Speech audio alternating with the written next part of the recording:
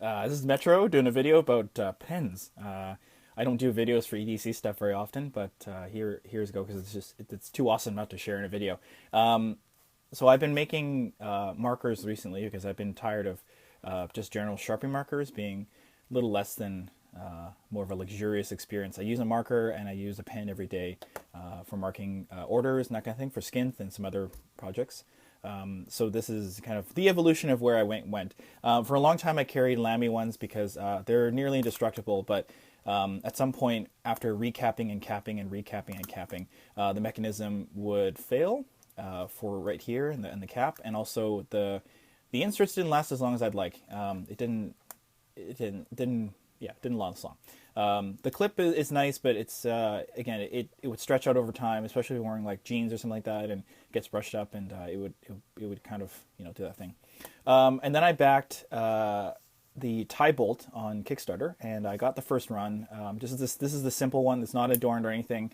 It's a really cool pen, except that it rode really high in my pocket. And for some reason, it just doesn't feel right. I know a lot of people really like it, and it's kind of one of those things that are personal preferences. But it's still a titanium pen, and I'm a big sucker of titanium pens. So if I find one on Kickstarter or if I can buy it for a reasonable price, I will back it because I'm supporting an artist, and a maker, and an industrial designer, whomever. But it's a great piece of design. It works really great. The stonewash finish is really nice. So as a mini review, and then I found the hotly anticipated Prometheus Writes Alpha Pen, and this is my favorite titanium pen to date, if not of all time. It works really great. It has really nice low riding clip, which I really like. It's nice and thick. It's attached with simple hardware, which is really nice. If I want to replace it with stainless steel quarter 28 quarter inch bolt, I can. The only modification I did was actually add a couple O-rings here and there, because I found that this did undo my pocket every once in a while. Jason, the creator of it, told me that it just needs a little bit of a torque to close up, but I didn't feel right. I didn't want to torque it too much, so I just added some O-rings, and it's certainly not going anywhere. So after using this for a little while, I've been very impressed with the balance and the feel and the overall design. So I thought maybe I could take this design and then adapt it to a Sharpie marker, because I carry these two things in my pocket all the time, and it didn't. This felt inadequate compared to this. I wanted to have the same, or if not similar, experience with this than I had with this. So I ended up trying to make one out of some stock 5/8 inch 6160 aluminum I had. So this is the Delta marker.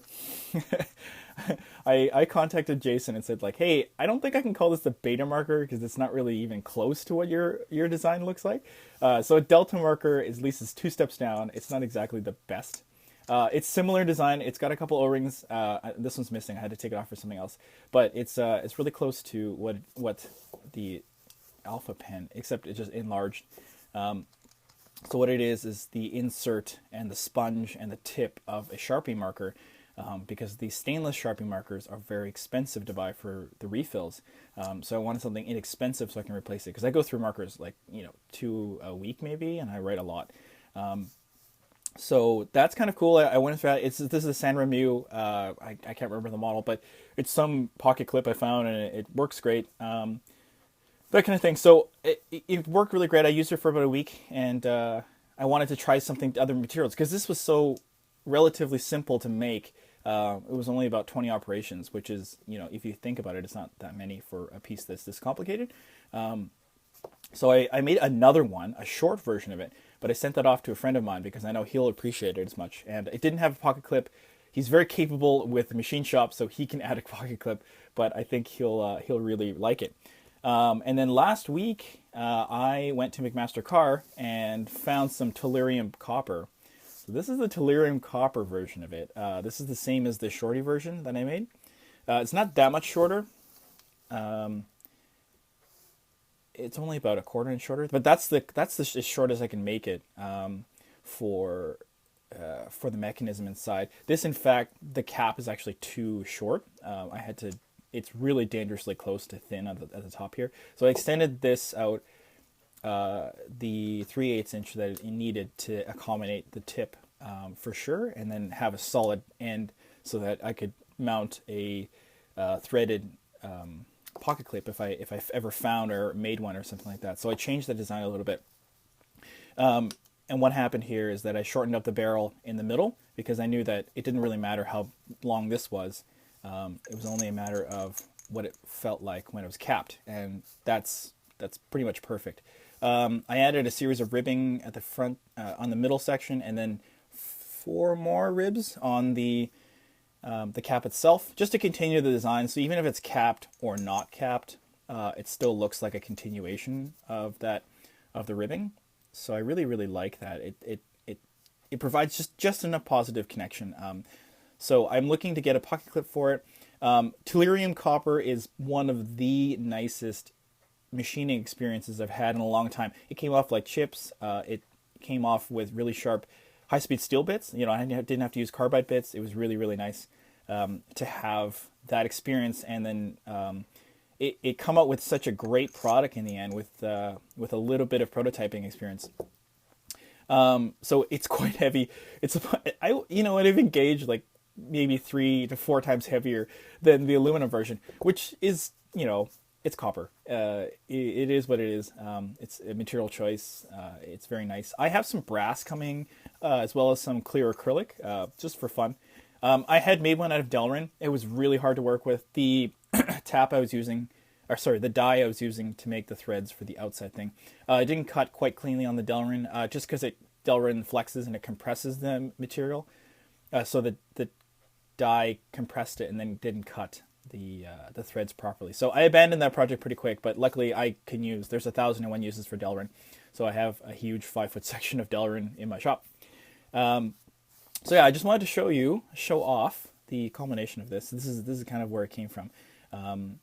This is the final design that I really want to replicate if I want to make more of these.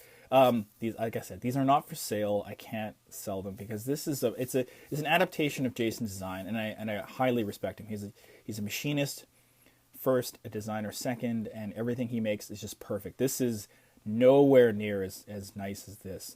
Even though material choices masks it in terms of looks good, it's not nearly as refined. I still have to use O-rings to kind of seat it properly, and the threads aren't exactly perfect. I don't own a CNC lathe. It's just going to be a manual lathe here and there. I'm going to show you how to reload it. It's this is the insert. This is from the inside of a marker. So if you take this and then bend this out, I'm going to abandon that. It's going to take too long. So this is the inside of a Sharpie marker. It's the sponge, the tip, and the grip part of it. And that goes inside here, and that gets press fit in. So that's it. Yeah, I'll show you one more time. I know those gearheads out there want to see it. And this is how it looks like when it's open. So I'm still on the lookout for a nicer clip. I'm trying to look at flashlight clips or make my own or however. So yeah, that's it. Thanks, guys.